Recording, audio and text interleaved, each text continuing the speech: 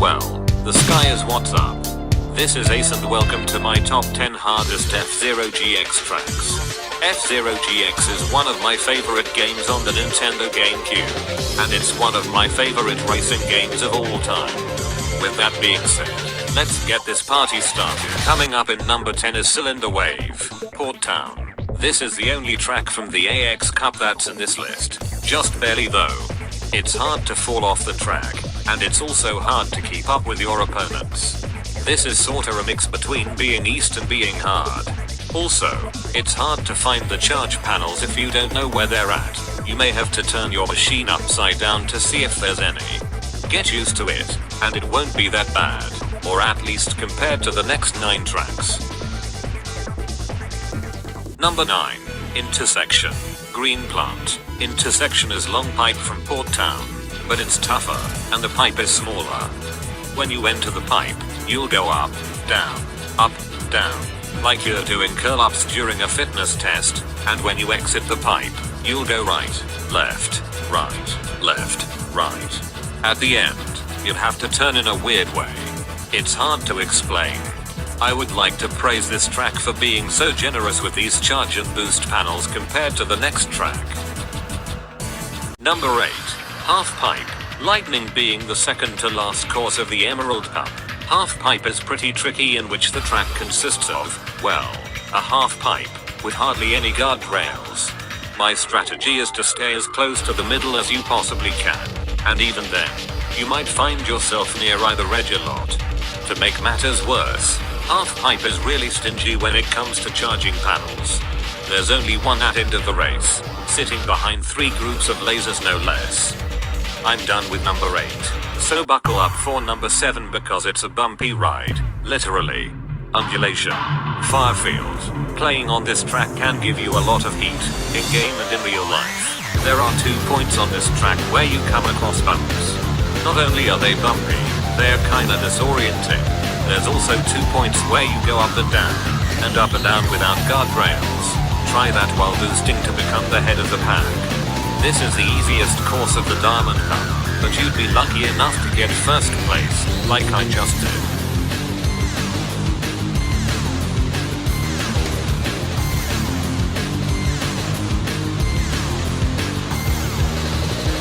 Number 6. Trident, Cosmo Terminal. I have a question. What's worse than a big half pipe with no guardrails? Let me answer that for you. 3 narrow paths with barely any guardrails. The same strategy from half pipe, Lightning must apply here. If you're on either side of one of these paths, you're likely to fall, like I almost did.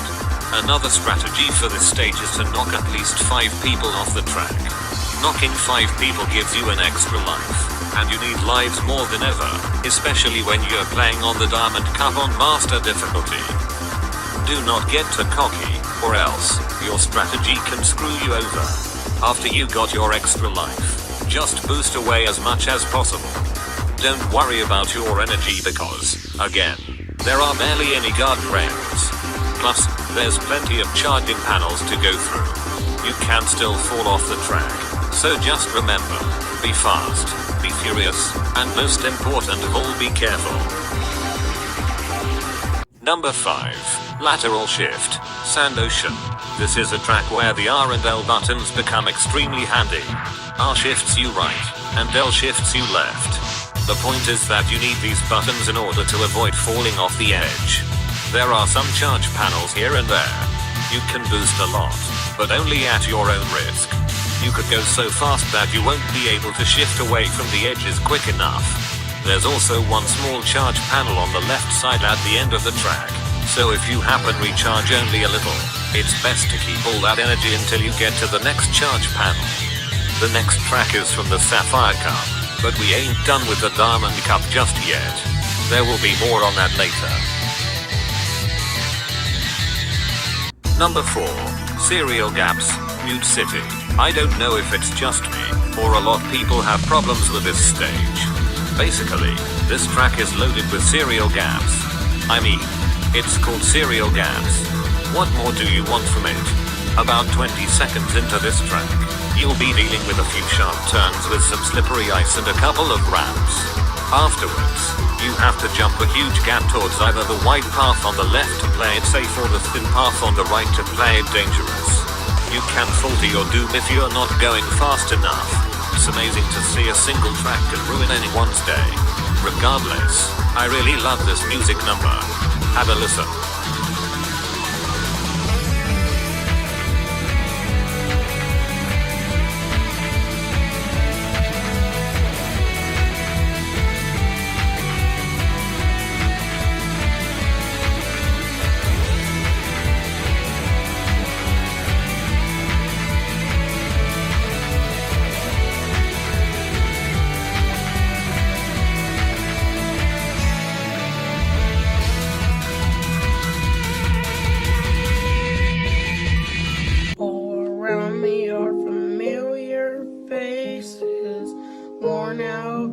Number 3 is where it starts to get real here. Dragon Slope, Aeropolis. This was a hard choice between this and the next track I'm gonna show you.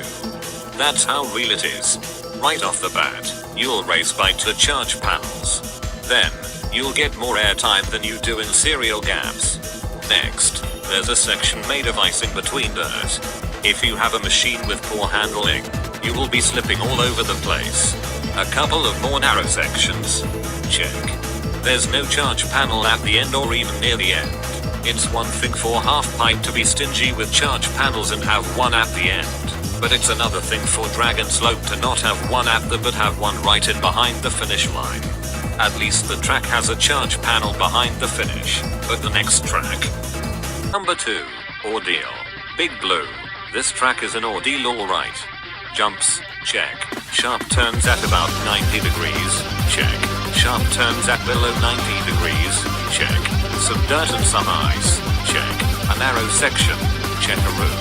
What makes it harder than Dragon Slope is that there's no charge panels near the end or the beginning. If you earned enough points and were able to finish at a high place to win the Emerald Cup, good for you. This track, and number 1, are such ordeals. That's all there is to it. Before we get to number 1, I have one honorable mention. Drift Highway, Big Blue. It would have been number 10 if it weren't for Cylinder Wave from Port Town. The track seems to be easy, except for that one turn. I've always loved this game, but I've always hated that turn. Okay, it's time to move on to number 1, and I have no doubt at all. My number 1 hardest F-Zero GX track is, surprise surprise, Slimline Silts, Phantom Road, which is Mario Kart's Rainbow Road but 1,000 times more intense. Where do I even begin with this? Well, there's a lot of guardrails, the road divides into 2 twice, it wouldn't be a hard track without countless sharp turns. We got some charge pan what? Seriously? I have to shift away from the panel to not die. Son of a biscuit. This track is insanely and unbelievably difficult. Not to mention, some computer players are having a hard time as well. Slimline Silts may not only be the hardest track of F-Zero GX, it may also be the hardest track any racing game could offer. Coming from me, that is one heck of an accomplishment. I gotta love this guitar riff.